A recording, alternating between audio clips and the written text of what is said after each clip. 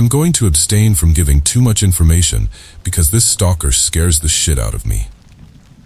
Years ago, I moved to follow my boyfriend and do a PhD in his country.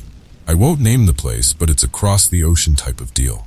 At first I was very excited. It was a wonderful adventure, until it wasn't. It's hard to describe the complexity of what I felt. I felt alone, misunderstood, far from my family and friends, and even though my boyfriend is wonderful, I really felt the weight of not finding any human connection. This could explain why I acted so weird and disconnected from reality in the following story. I'm also a very naive woman, and I like to see the best in people around me. This has been problematic more than a few times, but this story is maybe the worst example of where this candid attitude got me. My boyfriend and I are into BDSM. We do it alone, on our own, and do not participate in events or anything. I do have an account on a known BDSM website. I go there to find new ideas for our sessions, and I sometimes but rarely post pictures. No face, no tattoos, and I often wear wigs. I get contacted by interesting doms once in a while, even though I clearly state I'm not free. Usually they send copy-paste messages, so I just ignore them. Once in a while, though, I get a more personal message, and to make an effort to answer that I am not interested, that I am in a relationship. This is how my discussion with Nick started. He didn't approach me with a, "Will you be my sub?" but with curiosity about how I got into BDSM, stating he was quite new to the domain and was interested in understanding the way of life. So I explained. Explanations turned into discussions. He told me that he was a police officer and that he investigated drug cartels. He also told me that he was married and that he had kids. Interestingly, we had a lot of hobbies in common. Like a lot. I won't go into details about those hobbies, but they are kind of specific. Feeling very lonely, combined with the fact that I felt like I could trust him because he was married and had kids, I accepted his invitation and started texting on WhatsApp. I want to be clear, my boyfriend knew about this from day one. Plus, we had been talking on this website for almost 3 months before switching to WhatsApp. He was very friendly and interested by my day-to-day life. He would share pictures of his kids and other investigations he was working on. This went on for another 3 months. Then one day he told me he had to interview a suspect close to the town where I lived and asked if we could meet for coffee. I agreed and we met for the first time. Before anyone panics, my boyfriend was hiking with friends for a few weeks. I texted in, but he didn't have signal. Plus, we have a very trusting relationship. He has a lot of girlfriends, and back in my country I hung out with a lot of boys. This isn't weird for us. Back to this first encounter, it felt as if we had known each other for years. We had a great time from the beginning, and I was just happy I found a friend far from my country. He knew I loved reading thrillers and enjoyed murder investigation videos, so he showed me his gear, handcuffs, sampling kits for small investigations, other restraints, etc. It didn't feel weird at that moment, but afterwards I kind of understood this could have been a way for him to show off of what he could do. However, as the night went on and grabbing drinks from a nearby bar, he forced me against a wall and kissed me. I was shocked, really, and barely managed to push him off me. I told him it was inappropriate, that he was married and that I wasn't in a relationship. He said he was really sorry and felt ashamed. He told me that he felt there was something between us, and I was like, yeah, it's called friendship. I was disappointed and we parted ways. Days later, after he apologized over and over again, he called me to meet up. He wants to take me for a ride in his hometown. It's a pretty place. He's got a bike and wants me to enjoy the scenery in this country I barely know. I agree, it's his hometown. He works there, he lives there with his wife and kids. Surely I'll be safe. In short, I wasn't. Again, he kissed me, tried to push for more, in the middle of a park where he brought his children to play on the weekends, so I told him to bring me back to the bus station so I could leave. He did, and then proceeded to tell me about a story, how he had recently got a drug seller out of hiding by modifying text messages sent by his girlfriend. He basically made him believe she was cheating on him to get him to confront her, and then arrested him. I don't know if it's true, I don't know if it's possible. Due to what just happened, what I heard was, I can make your boyfriend believe you are cheating on him. and my boyfriend was still on his hike by that time. We did talk once every few days, and I told him everything from the moment he had some cell signal. Meanwhile, I was confronting Nick about that. His behavior was really strange, as he went from, "I'm sorry, I think I'm in love with you," to, "If you tell the cops, who do you think they'll believe? Their colleague or an immigrant?" I got scared and tried to cool things down with him. I just felt he would go crazy at any moment. He clearly wasn't used to girls refusing him. At that point, I thought it would be safer for me and my boyfriend to maintain contact with Nick, albeit with less enthusiasm than before. But after understanding how obsessed he was, I blocked him from all platforms where I knew he had an account. But he found me. He sent me my address, asking if I loved living in that particular part of town. I never gave him my address. Guess he could pull some strings at the station to get my info. He even came to visit me at my job. I was so scared. I just played it as if everything was okay. I told him my boyfriend wanted me to cut ties with him because he was angry about what had happened, which was true, but I also wanted him out of my life. I didn't know how he would react if I told him, however. Nick insisted that I loved him, that I could be his mistress, that my boyfriend didn't have to know. He was obsessed by me and didn't hide it anymore. He told me the things he wanted to do to me and how we'd be a great couple, how we'd father our kids. I refused again and again, blocking him, changing my accounts, etc. I got scared when I got calls from unknown numbers. I was terrified when I saw anyone slowing down on a motorcycle close to my apartment. I was wary of going outside and going to my job. The quarantine was welcome for me, really, and I didn't get any news from him for months. And then I broke my cell phone. I knew I could transfer all my numbers from one phone to the other, but I didn't know it would unblock previously blocked numbers. Days later, I got a message from him. He told me he had divorced his wife, that he still loved me, that he wanted to marry me. He apologized for making me believe I was only mistress material, and that I was worth so much more. He said my boyfriend didn't love me, and that I deserved better, that he was waiting for me.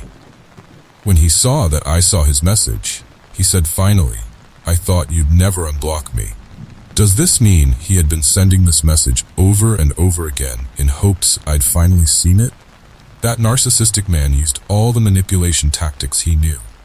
He had told me before we met in person how he had learned those skills to toy with criminals, to have them tell the truth in the midst of crimes. Fortunately, I had dated manipulative men before and knew the signs. Basically, he wasn't used to not getting what he wanted. He was attractive, rich, interesting, and he knew that. I blocked him again, and we moved a few months later. I just hope he doesn't get his hands on this information. I believe Nick's last move was trying to hack into my Instagram, as I got a notification that someone from his hometown had tried to connect to my account. Not long ago, my partner and I were driving through reservation land at about 11 o'clock at night in the desert southwest of the USA.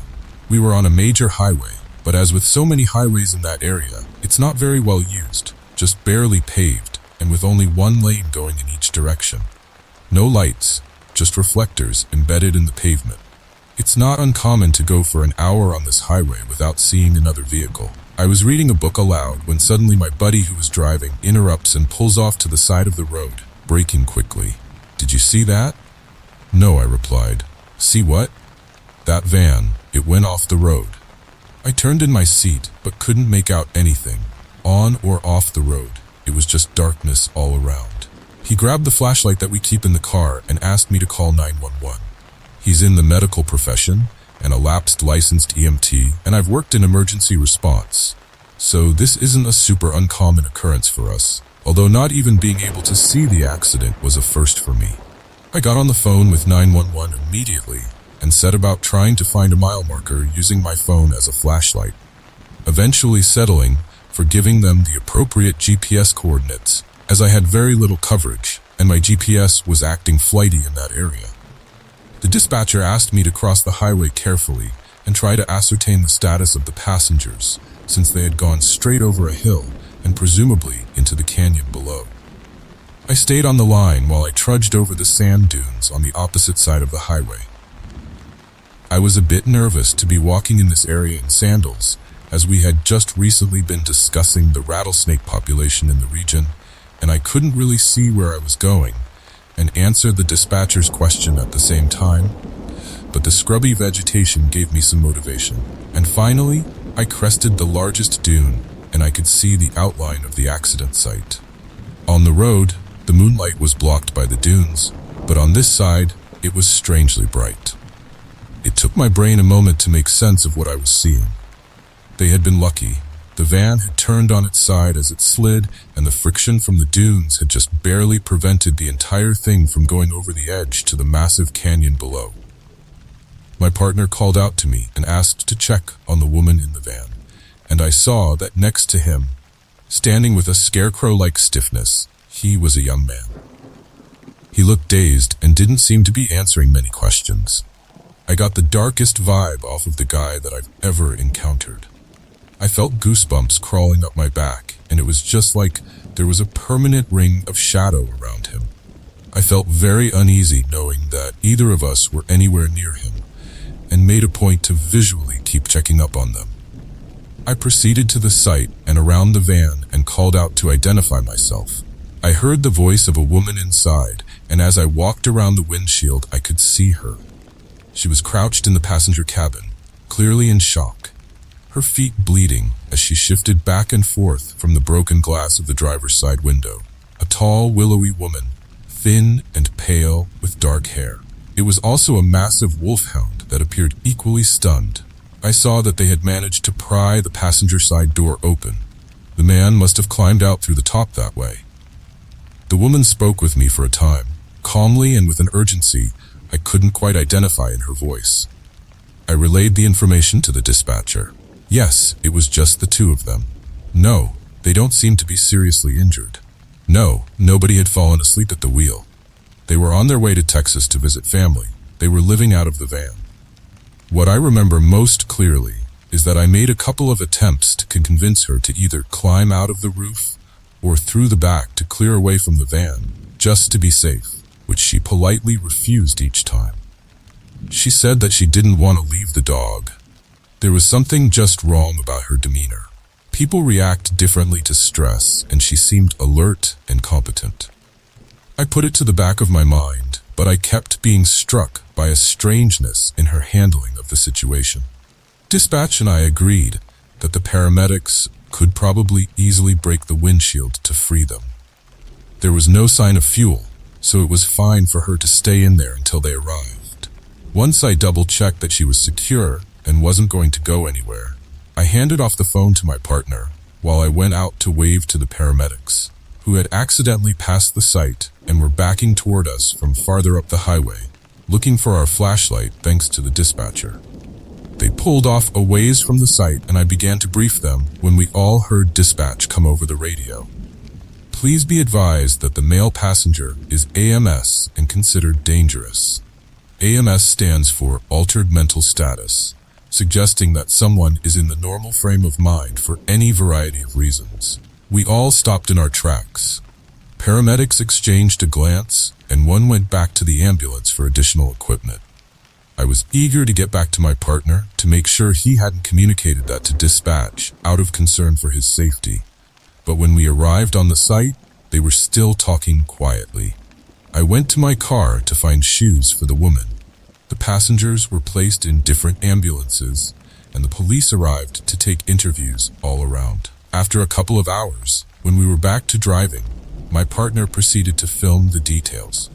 When he first got to the scene, the woman was yelling that he tried to kill her, not to leave her alone with him.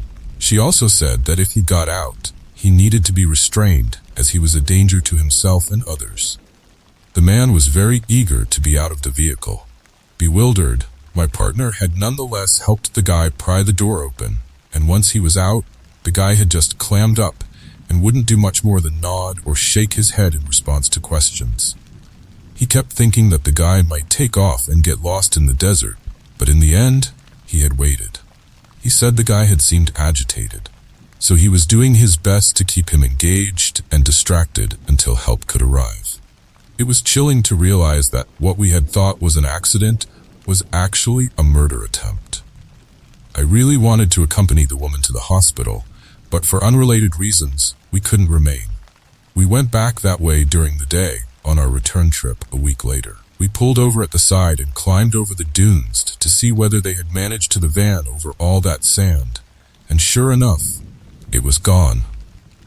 What was unnerving was the realization, upon seeing the landscape during the day, that if he had chosen any other spot to grab the wheel, from miles in both directions, they would have been over a cliff almost immediately. In the dark, there was no way for him to tell, but he had chosen the only spot where they realistically could have survived the accident. My partner then told me that they had gone off the road when they were nearly opposite our little sedan on the highway. If the guy had opted for a head-on collision instead of the off-the-cliff option, we would have been toast. It was a sobering thought. I think of the woman I met that night often, and of her wolfhound being gingerly coaxed into the back of a police car. I really hope that they are in a much better place now, but as for the guy who tried to kill them all, I certainly hope that he gets help and that we never have to meet again.